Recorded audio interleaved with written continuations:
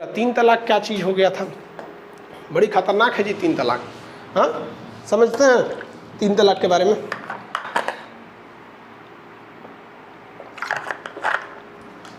देखिए ध्यान से, मुसलमानों के लिए अलग कानून, हिंदुओं के लिए अलग कानून आज भी लागू है। इसकी शुरुआत की थी लॉर्ड कॉर्नवालिस ने। उसने हिंदुओं के लिए अलग कानून बनाया, मुसलमानों के लिए अलग कानून बनाया। ऐसे धीरे धीरे चलते आए, जिसमें हमेशा कुछ ना कुछ सुधार होता है। और इन लोग को लीगल भी आज भी मुस्लिम कानून लागू होता है और हिंदू कानून भी लागू होता है, आज भी लागू होता है। अब थोड़ा समझते हैं तीन तलाक के बारे में।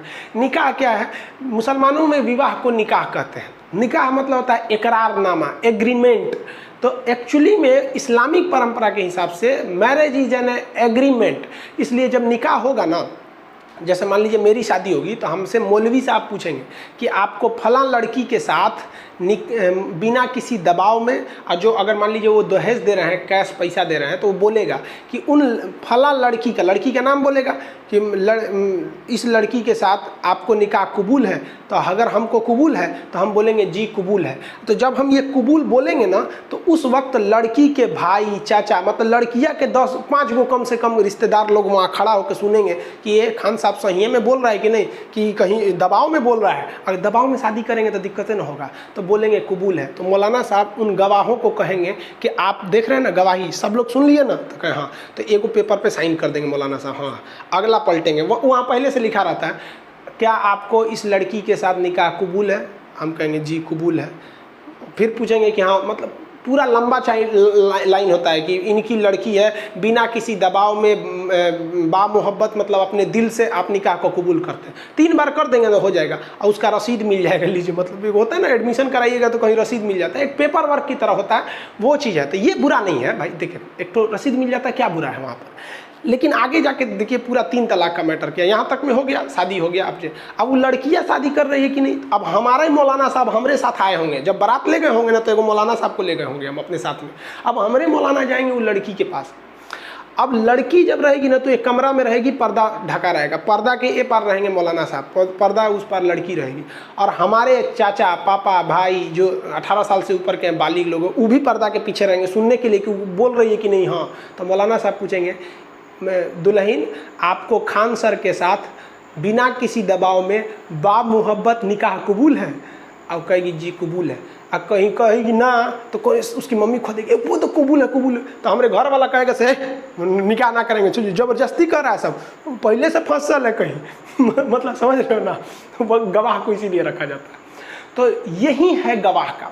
तो एक तरह से अच्छा ही है कि भाई आपने गवाही दिया और गवाह का साइन होता है। लेकिन तलाक के समय गवाह क्यों नहीं रखा जाता है? जब आप शादी करके लाए तो 5 गो गवाह रखें, अब तलाक के समय में फ़ोन करके तलाक तलाक तलाक, अभी तलाक पे नहीं जाते हैं, अभी तो निकाह पे रहिए, अभी आराम से रहिए। निकाह समझ में आ गया होगा। जब निकाह हो जाती है तो मोहरदैन लिखा जाता है। मोहरदैन is a security money for your marriage.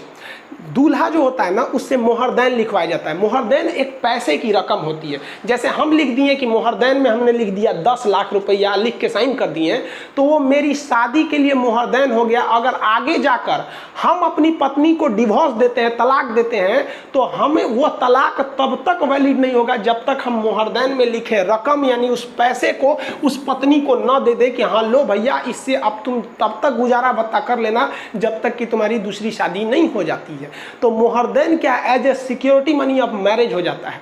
लेकिन अगर मेरी वाइफ हमको डिवोर्स दे देती है, तो हम जो मोहरदैन में राशि लिखे थे वो नहीं लौटाएंगे। समझ आ गया? मोहरदैन एक पैसे की रकम होती है। अब जब शादी होती है ना, तो लड़की के घर वाले क्या चाहते हैं कि मोहरदैन को हुमच के लिखवा दे ससुरा 2 करोड़ रुपया मोहरदैन कब 2 करोड़ होगा नहीं करेगा कि तलाक देगा, लेकिन वो 2 करोड़ लिखता नहीं है। अरे मोहरदैन तो हम देखे हैं लोगों का 15-15 हज़ार रुपये लिखाता है, एक जना 35,000 लिखते हैं। और ये मोहरदैन की बड़ी जबरदस्त राशि है।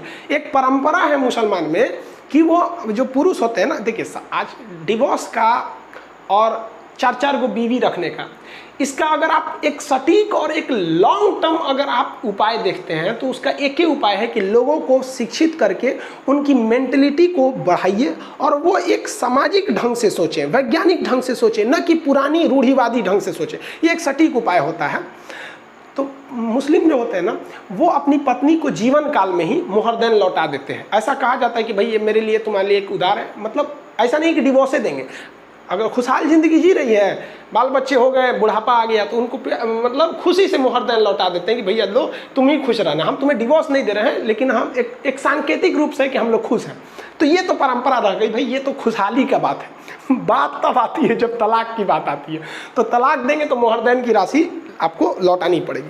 अब जो तलाक है, जिसको डाइवोर्स बोलते हैं, डाइवोर्स मुसलमानों में 3 तरह का है, और 3 तलाक तो ख़त्म ही नहीं हुआ है यार। देखो ध्यान से, तलाक ए हसन, तलाक ए अहसन, देखिए ध्यान से याद रखिएगा, तलाक ए हसन, तलाक, देखिए 2 बार गलती बोल दिए क्या, तलाक ए अहसन और तलाक ए हसन। यहाँ हसन है